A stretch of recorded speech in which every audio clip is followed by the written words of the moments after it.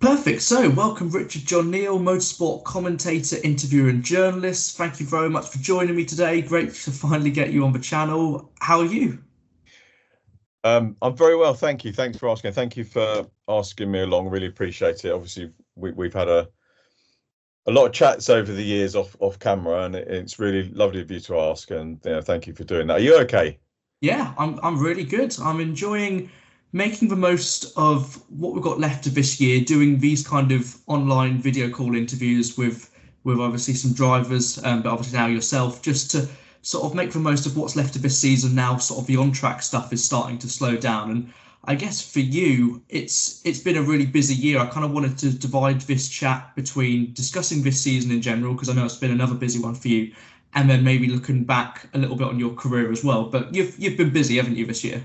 Yeah, it's been a lovely, lovely year. I mean, probably coloured by the end of it. We've had a really good end of season, and sometimes you come out of a season, or sometimes I come out of a season and think, oh, I'm really ready for the break, and it got a bit long and everything else. But I've absolutely loved this year. It's been a really super year. People have been lovely. Racing's been great. The events have been super, and kind of. I'm not hanging up the microphone, but if I did, it would be a good place to stop because it's been a super season.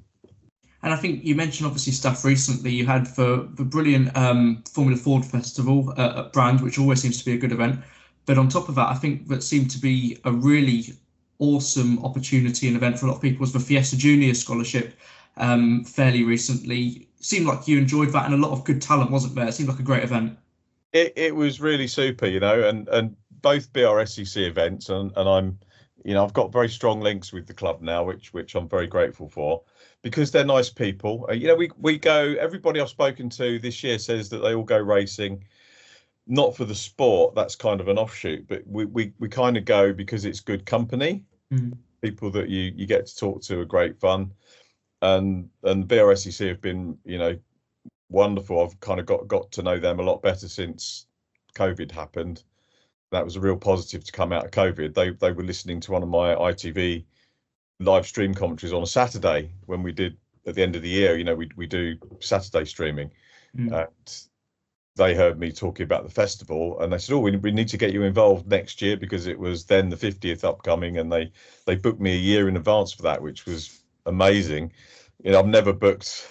I'm usually booked until tomorrow, But yeah, so they got me involved, and it's kind of grown a lot. And when I think the last two events this year, as you said, were the festival, which was fantastic on so many levels this year. Festival, probably the best one I've ever been to. Um, and then, as you say, Scott, I love scholarships. They're such a I mean, more commentators should probably do them because it's the best way of getting to know people that are coming into the sport. I mean, I suppose people can't because some of the other commentators will probably turn around and say, "Well, you monopolise them, Richard. We can't get in because you're doing it." But it's a great way for me to meet people that are coming in. And when I look back, I've got a notebook full of the 8 years of Janetta that I did. We couldn't do Janetta's scholarship this year because it coincided with the BRSCC's final weekend at Silverstone. And having done most of the previous rounds, I wanted to do the finals and congratulate the champions and everything. But yeah, looking back at the notebook, so many great people have come through all of the scholarships that I've worked on. When you're a commentator or an interviewer, if you've already met somebody, when you do the interview with them, there's less of a barrier to the communication when you talk to them. Mm. So scholarship kind of takes that "hello, how are you" thing out of the way. Because if you walk around the paddock at your first meeting, and you'll know this as a journalist, you don't always get the warmth and the connection first time. The first conversation you have is always the "hello, how are you," and it not we're not guarded, but there are certain psychological barriers there because you don't know the person. But doing scholarships gets that out of the way, and of course you have these people have to talk to you because they're in a presentation scenario and they have to answer your questions. And I did the interviews for BRSCC with a guy called Greg Graham, who's the Formula Development Manager there. Greg thinks I'm a bit hard on the young people, and I don't want anybody watching this think, "Oh, I'm not going to go because Richard's scary," or anything else. But I like to have a laugh with people, and we have a joke, and I think that puts them at ease, and if they say something wrong, we'll not have a dig, but we'll pull the leg about it, a little bit of banter.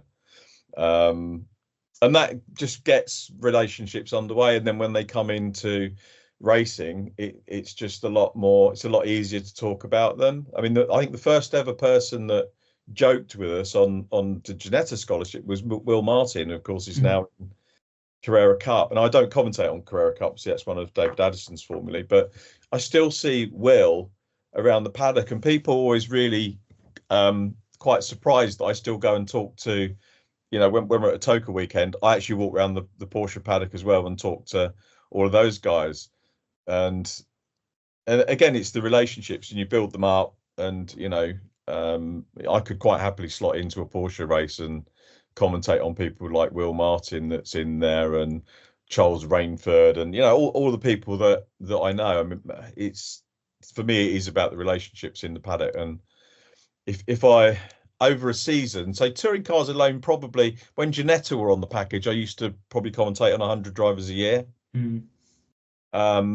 And it's difficult to talk to everybody over the course of a weekend, but generally by the third event of the year, I've met everybody at least and had a conversation with them. And if I haven't, I always apologise and we try and catch up. But what I was getting back to, answering your question, the scholarships open the door for that kind of relationship for me.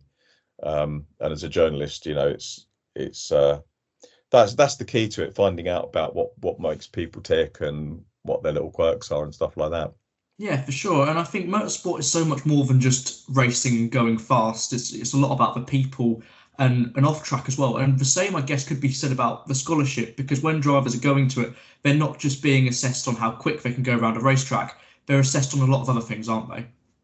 Yeah, I mean, three elements for all of the scholarships, whether it's the Ginetta, Dragon Sport, we've done scholarships for BRSEC. Driving is the main part. Obviously, they're looking to make sure that the youngsters and the seniors, I suppose, for Dragon Sport, Reese Lloyd's Dragon Sport scholarship had seniors on it, and they're looking to make sure that people listen and that they progress. We did actually time the Fiesta scholarship. The BRSEC is really very interesting to see how they run it differently to Ginetta. And BRSEC is sort of a lot more, I don't say not more formal, but a lot more regimented in the organisation, I would say. And they had TSL were there, so we had a private link to see what the timing was going on. And then everyone started to panic because a lot of people who were only on their second or third day in a car, rightly was thinking, oh my goodness, it's being timed, the TSL band's here. I've only done 2 days in the car, I'm not going to win.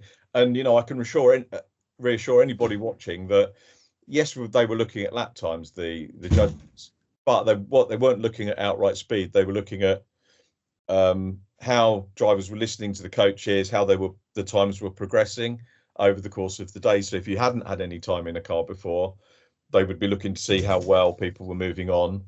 If they had time before, they're then looking at things like how they were listening to the drivers and the consistency of lap times. So that was quite key, and I hope anyone watching is reassured that it's not about outright speed. Obviously, you've got to be quick, but not necessarily the quickest on the day would win. But yeah, in addition to driving, there's fitness assessments as well, and then we do the media stuff too. We get people to have a chat with us and do some presentations. And again, we had some wonderful presentations at the Fiesta one, some really memorable ones. Again, the standard was very, very high. Yeah, no, it's good to hear, and it was, like you say, a good way to round out the year and a lot of good opportunities. Just going back in time, then, a little bit, just give us a little bit about your career today. What was it that made you want to get into being a commentator and a journalist?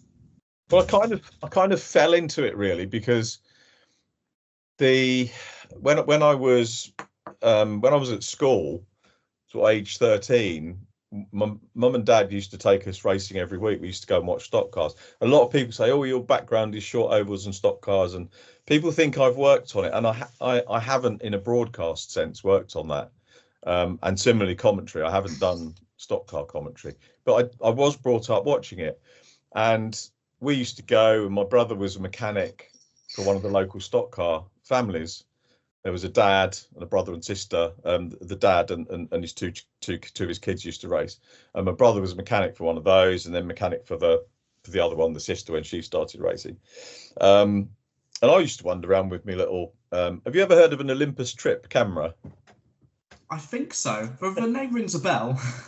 So in the old days when we used 35mm film, there was a lovely little compact camera called Olympus Trip, and it wasn't an SLR. Mhm. It was just one that you auto focus and you just press the button. I had one of those, and I took a picture of this lady who was racing, and my brother was mechanicking for her and her brother, and she won a race on at Wimbledon Stadium. So I sent the photo in to the local newspaper, and the guy who was the sports editor on the local newspaper was a fan of speedway, short oval motorbike racing, and so because it was kind of related, that was car racing instead of bike racing, he said, "Oh yeah, we'll run that. Could you give me some words to go with it as well?" So I wrote a report, and then it went weekly. We started doing weekly reports. So at age 13, and we used to get paid as well in those days. So I got, I got the trips to stock cars used to be my pocket money from mum and dad. They used to pay to get in. Dad used to say, "Oh, it's really expensive to go in." Da da da da. But then, of course, when I started working for the paper doing reports, I got paid for the reports. I got free entry to the race meetings because I was a member of the media. So we got media tickets. And then because Dad wasn't paying for us to go in anymore, I got pocket money as well. So I was, and that's what started me off on the journalistic thing. So I wrote, and, you'd write as a 13-year-old, you'd write stuff in, and to see your name in print was really exciting back then, because local papers were, there wasn't any internet, so everyone got their information through newspapers. So it was really exciting to see your name in print, and to see your work in print as well. You would see what the editor had changed, and Richard Clark, who was the editor that I worked with, still involved in Speedway, actually, Richard Clark, used to tell me if I'd done something wrong and say, well, maybe write this way or write about that, and so on. So you'd see what you had to change, and see what worked. So I learned a lot about how he thought I should write for papers. And then, so I drifted away from racing and did written stuff for a football club for a while, Crawley Town, when they were non-league. And I was their media officer, press officer. And that's what got me into broadcasting, because one day it was an FA Cup day for non-league, which is quite a big thing. We're going through the FA Cup at the moment, aren't we, with some stuff in the week. Just, but totally, I didn't realise it, but they wanted a radio report from Crawley, and I rang in and they put me on air, and I had to sort of make up a halftime report on the spot, and then we did it at full time, which was a bit better, and that went weekly as well. So BBC local radio took me under their wing, and just carried on broadcasting. But that's how it started. But the real start was writing as a 13-year-old. So I was at school. School knew nothing about it either. Right, yeah. I just did it. They made a big thing about one of the sixth formers at the time who had gone to do work experience at the local paper, and I just thought, good for him. But I just carried on, did my stuff. Nobody knew I was doing it, and just got on with it. But yeah, it's a good start for anybody, local journalism. Yeah, definitely. And I think there's plenty of good events, local to you wherever you are. And I think there's going to be lots of good opportunities, if you want to get involved with it. I presume for you at that point, you then just got the bug for it and you wanted to sort of forge a career out of it, really, I guess. Yeah, outside of commentary or outside of sport, I do a lot of corporate communication, training people and training maybe executives to do presentations, stuff like that, writing things. So I never really wanted to make a career. I never consciously thought, I want to commentate or I want to do it for sport. And it's always kind of been a little bit of a sideline. And I've been quite lucky to get.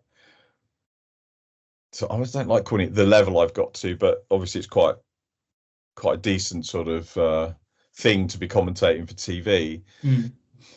I didn't not want to do it. I have made a conscious decision to turn down some stuff higher up, if I'm honest. If you call it higher up, because I don't want to travel and and there are certain things that I'm not passionate about further up the racing ladder, shall we say. But yeah, I mean, just communication. I think I'm just probably lucky. I've had decent opportunities in something that people perceive me to be reasonable at. So And I think it must be nice for you because you're now in a position in the sense that you don't just commentate on one thing. Yes, you're, I dare I say, best known for obviously doing the Toka stuff with ITV, but I know you really enjoy, the stuff you do with the BRSCC and other club meets as well. So you get a nice variety, I guess, really, don't you? yeah, absolutely. I mean, it's and the club racing, to use a cliche, the people are the salt of the earth. If you've heard that one, they're Mm. decent people. I was trying to pin down what I like about club meetings, whether it's Bark or 750 or BRSCC. And Scott Woodwis, who's at BRSCC, said he said it's more. I think he said it was more honest, and that's as near a word as I can get to to what it's like. And it's the sort of relatively normal working people that go and do it. And there are still people that throw money at their racing and might buy new tires and replace the brakes more and rebuild the engine more and stuff like that than say the top level. But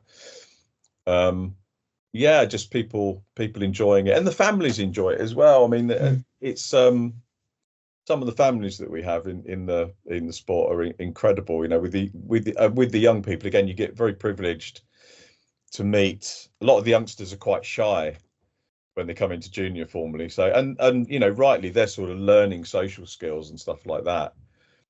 So a lot of the time you end up talking to the parents more than the young people, and then at some point the young people start to bite and they chat as they get older, and you don't lose the relationship with the parents, but it kind of changes over from talking to the mums and dads to the young people. But it's wonderful to have that link.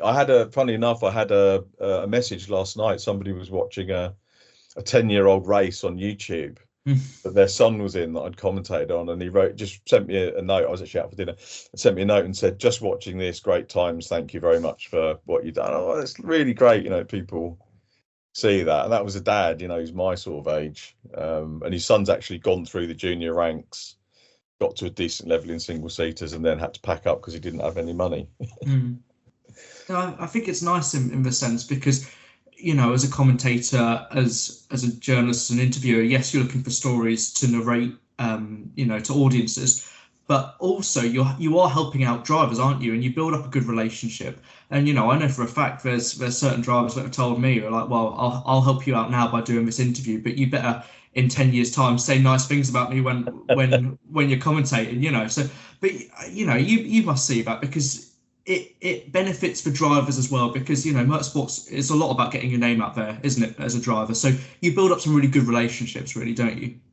Yeah, exactly. And those are people you build those up with people that you like being with and that you like talking to, some of the real characters that come over. And if someone's got a bit of character, you talk about it in the commentary or you drag it out in an interview, things like that. So yeah, it is good, and it's nice to remember stuff going back. What can I turn the table on you and say, what's your earliest sort of racing character memory? Who do you sort of remember being a real character from earliest in your interviews? In terms of interviewing, I mean, I've got to say, one of my earliest interviews was with Paul O'Neill, and as you'd expect, he had some great stories. As previously mentioned, when I said about being nice to this driver, that was from Bradley Gravett, who said to me, you need to say nice things about me when commentating. So, I think anyone, especially I like the minis. The mini paddock's brilliant. I think you get a lot of great characters in there. Obviously, they're kind of the step just below British touring cars, and that I think as a whole is quite a fun championship, all of the classes. And I mean, for me, one of the real ones, and it was a real privilege for me to get to interview them a few years back, was Jason Plato, and I still regard that's probably one of my best, most entertaining interviews because it was very insightful, but it was pure chaos and entertainment at the same time as well. But those characters really are a great addition to the sport because it is serious, it is hard work, it can be really draining for drivers, not necessarily the driving bit, but actually getting to the track. getting the funds. So to have that extra bit of charisma and fun and energy off track in interviews is really great, and makes them some great stories, as you said. Oh yeah, I mean Jason, we really miss Jason Mm, Plato? I mean, love him or hate him as a driver, what a character. yeah. And there are all too few of them at the moment. I mean, Tom Ingram's a great character. You know, Mm, he comes across well, but and I'll tell you who really is a super guy, and I wish he'd get a lot more coverage. Josh Cook, he was with us yeah. at the BRSCC scholarship, and seeing him off camera, he's a very, very charismatic, witty, intelligent, you know, probably making him blush if he gets to watch it, but you know, really, really super guy. And when he's in charge of the other driver judges and coaches at the scholarship, he marshals them so well. He's obviously a great people manager as Mm, well. I mean, he was totally in charge of it. He chaired the discussions on who was winning it so well. And I said that to him, and he kind of looked a bit embarrassed, but he was very, very good at it. Much the same way as Mike Simpson is with Janetta. mm, You know, Mike was always very good. Charlie Robertson as well, who was a Janetta Works driver, but has, you know, left them now. But Josh really impressed me at those things, and he's got that extra bit of character like Plato had. Not quite as mad as Jason Plato, but there's as much. Then there's more to come, I think, from Josh Cook if he can, you know, get. So I'd love to see him. I'd love to see him as a champion in BTCC, and you know, have a good go at it. yeah, That would be great definitely, to see. definitely. Hope to see him back next year, and you know, it was good to see him winning races again this year. But we'll have to see what's in store for him next year. We're definitely lucky with the characters we've got in our sport. Something did want to discuss, and I know I've just mentioned it briefly there, but obviously you're pretty well known for covering the JCW Mini Challenge. Pretty interesting year. Dan Zelos did a great job, but then also nice to see in recent years we've had drivers move up to BTCC from the JCWs, Ronan Pearson, Dan, as I mentioned. But I imagine for you that's a great series to commentate on live on ITV. It is. It's. I mean, it's got its place. The people are coming through, and part of a wonderful ladder for Mini. You know, coming up from maybe the Coopers into the JCWs and then on to touring cars. I mean, I think we can expect. I would hope that the likes of Maximus Hall are going to make the move into touring cars. I know the family, not desperately, that's the wrong word, but the family want him to get into touring cars, and he's probably ready to make the move because he had such a great season. If they've got the money and if they can get a little bit more backing, I'd love to see him there. And then you've got drivers coming up the ladder as well, like Nathan Edwards. It was really funny actually because this morning I've been messing around with some old Fiesta data and looking at the likes of Andy Neate, who came through the Fiesta Championship going back, and Andy Neate was racing at the same time as Nathan Edwards' dad, believe it or Right, not. okay. And so I think Nathan's dad's got some sort of racing anniversary coming up, and they're hoping to get him out in a C1 or something like that next year. But yeah, Nathan would be good to get a go. I think we missed Nelson King at the last round. I think Nelson wasn't there, which was a shame.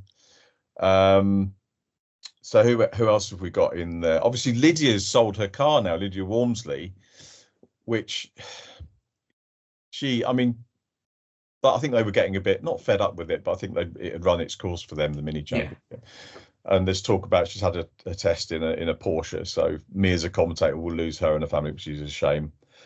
But yeah, so many great drivers that come through, and obviously Harry Hickton had his debut at the last round in the JCWs, and he wrapped up the Coopers last weekend. So I think we could probably expect Harry, now he's tried JCWs, to move up, unless they jump to Porsche, which might be an option for them, I guess. But I'm hoping Harry Hickton will be in, and Sam Gornall and people like that. Sam Gornall, by the way, was one of the drivers we met on the Janetta Junior Scholarship. Really? Okay. Yeah, and I had a conversation with Lawrence Tomlinson about at the Janetta Festival Anglesey earlier on this year. I found Lawrence in quite a buoyant, jovial mood. Normally I have a chat with him. I had a really, really long chat with him on Anglesey. And he was saying about how proud he was of all the people that Janetta had brought into racing over the years. And I said, well, you probably need to add another 60 drivers a year to that, the ones that come into the scholarship, because a lot of the ones that do the Janetta scholarship or did the scholarship going back never actually race Ginetta.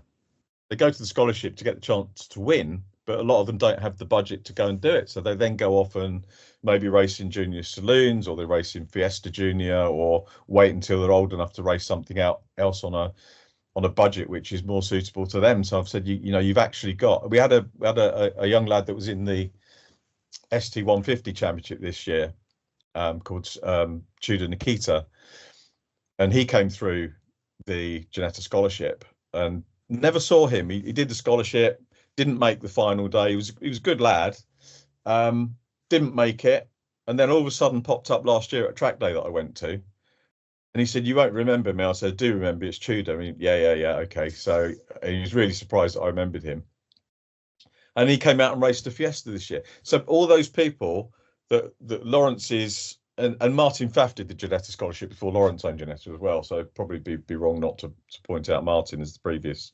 administrator of it. But all these people Lawrence has brought in, as I said, 60 odd people a year. And for the 8 years that I've done it, another 500 people in the motorsport world that haven't necessarily gone into Ginetta, but are on track or been fueled by scholarships. So, and he hadn't thought about that. Lawrence hadn't thought about all those other people that Ginetta have sort of, you know, touched on and bought into motorsport. But yeah, Sam Gornall came through that, and yeah, suddenly popped up in, you know, in the minis a few years ago. So he couldn't afford to do Ginetta, waited till he was old enough to race in Coopers, and then came into the Cooper Championship, which is lovely. And you do see quite a few drivers like that. Yeah, for sure. It is really good, and I think, you know, it's good because drivers pop up, like you say, all over the place. There's clear ladders where drivers can progress, but also it is, from the other point of view, it is great entertainment in the minis. You know, all you have to do is open Facebook after a weekend of touring car racing, and so many of the comments will be complimenting you and Paul O'Neill, your commentary on the minis. You two are a good team. You enjoy, I think, working together, don't you? And you know, if fans are enjoying it, that's the main thing, really, isn't it? So you must be pretty happy. Yeah, I love working with Paul, and I love spending time with him at the weekend as well, because he's such a gent. Well, you know what Paul's like. He's such a lovely guy. What you see is what you get. He's terrific fun. He'll take the mickey out here, and you know, I'm just thankful that he does, because that makes me feel like one of the guys, and that we can have a bit of a laugh with each other. But he's an absolute gentleman. He really is, and very funny.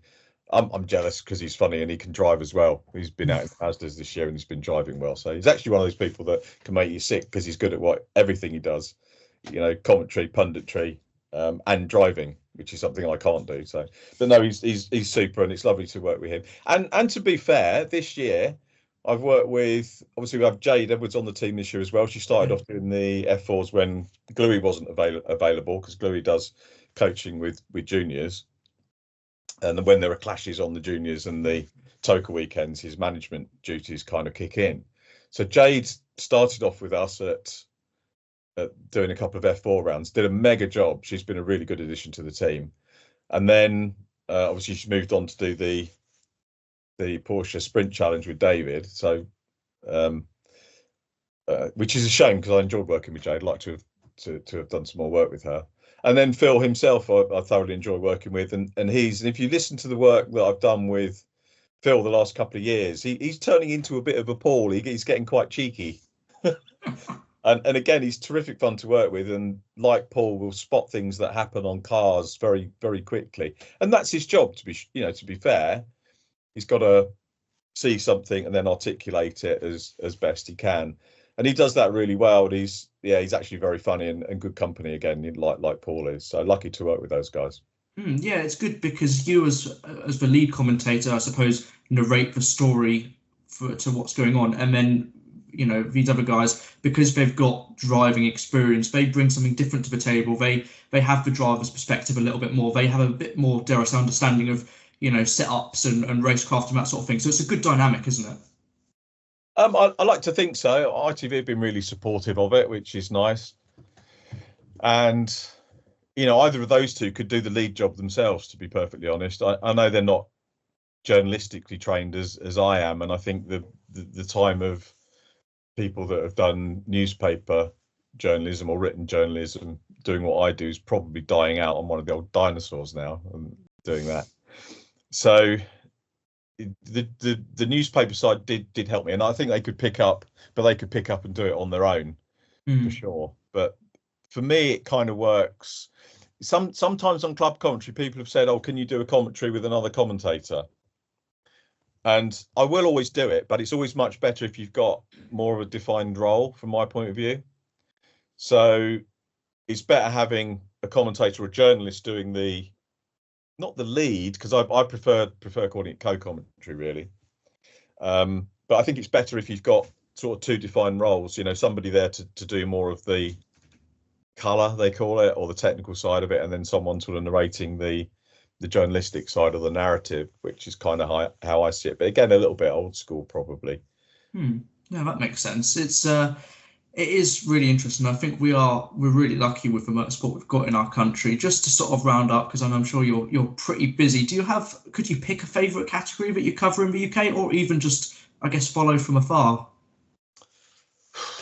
That's a difficult. Do you know it will change week to week depending on if you've seen a good race. Probably years ago, I'd have said legends and pickups were the things, because that was what I started on with Eurocar. So they were great, but I just enjoy everything I work on at the moment, and I'll dive into the statistics of any championship that's going, whether it's the BRSCC Vinyl Detail ST150 Championship, any of the junior championships that I work on, or the Toka stuff. F4 has some blinding moments. The minis have some great moments. And I meant to say, actually, when you asked about JCWs, did you know that we've seen Tom Ovenden out in modified Fords this year as well? Really? It's kind of gone a little bit under the radar, and I should have maybe mentioned it a bit more in the JCW cover. But there I am at Silverstone doing a BRSEC meeting, doing some pre-meeting interviews, and Tom Ovenden's there in his RSR, which is a space frame Mark II Escort. So that guy's well into driving other things, and obviously he was Cooper champion last year and moved up into JCWs this year, but also loves his racing so much that he goes and does other things. And to answer your question, I love doing. There aren't any formulas I dislike commentating on. They're all terrific fun. Yeah, that's good. Just to round up, I usually end these kind of interviews when I'm speaking to drivers about giving them sort of a minute to shout out their sponsors and their team and their family. Now, it's obviously a little bit different for you, but I thought I'd give you the option, if you want to give anyone a shout out or a mention, now's your time, just to round off the chat. Oh, that's a nice one. That's a difficult one. That's put me on the spot, isn't it? I think I would probably say well done to everyone that's taken part in the championship that I've worked on this year, and thank them for giving me the time to talk to them and have the opportunity to listen to them. So thank you to all of those. If I could do a plug, I'd say it come down to, and this is BRSEC, because there's another event happening this weekend at Anglesey, Race of Remembrance. If you can't make it to Anglesey, I'm not going because it's my wedding anniversary this weekend, so I'd get shot if I went racing this weekend. But that's going to be online. Alpha Live are covering it. They're a great production team, so they're covering Race of Remembrance. So check that out on YouTube. And then next weekend, which is says squinting at the calendar, 16th and 17th, the BRSEC are running something called Driven by Racing, which is kind of their catchphrase. It's like a racing show or track day, call it what you will, Silverstone National, and you can go along, and there are passenger rides and marshals training, officials recruitment. You can look at all the formulas that the BRSEC are going to run next year, and they've got a lot of new stuff on the way, which is good. So if you fancy a day out, it's free of charge. All you have to do is go on the brsec.co.uk, register for a ticket, and I know the club would love to see people down there. My son's hopefully having a go in the C1, his first track experience, so he's excited about that. That's the sort of thing you can do. So yeah, if you're at a loose end, and Silverstone's kind of nice in sort of middle of the country, it's on Saturday and Sunday, so just register for a ticket. It's free of charge. Yeah, lovely. Great way to round off. Richard, it's been brilliant to chat to you as always, but nice to do it on camera this time. Thank you. Keep up the good work, and hope to see you soon. Yeah, I look forward to that. Have a great winter. We'll see you before the new season anyway. Yeah, absolutely. Thank you, mate. See you later. Take care.